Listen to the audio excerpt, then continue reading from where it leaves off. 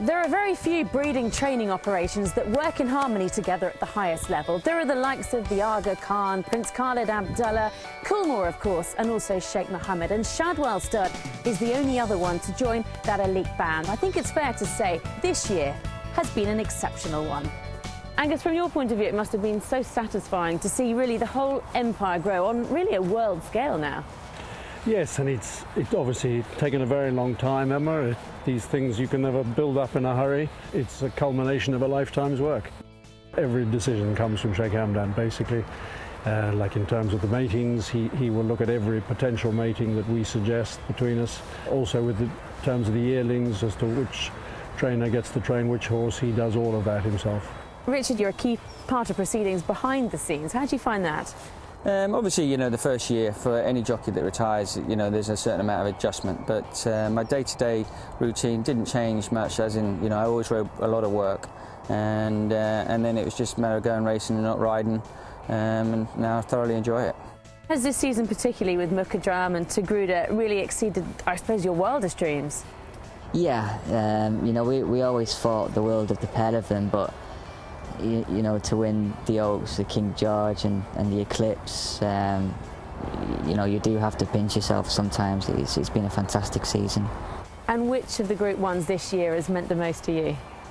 It's a good question. I think probably the main one would be the first one, you know, the first classic, the Oaks on Tagruda. A lot of pressure that day just to try and get that first big one for Sheikh Hamdan. But I was just more delighted for the team and Sheikh Hamdan, you know, they all deserved it. So yeah, that was a special day. And I think it's fair to say that 2014 has been somewhat of a resurgence, really. Well, certainly we've had a quiet few years, Emma, and that's why it's been particularly satisfying this year to see not only Tagruda but MUKHADRAM and a few nice two-year-olds coming along. I don't think anything has changed particularly. We are a big breeding operation.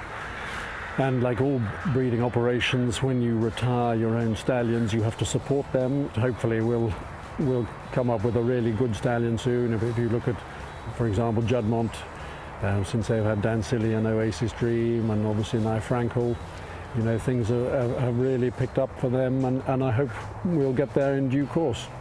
MUKHADRAM has very much exemplified how patient you've got to be in this game, and that's very much been rewarded with him particularly.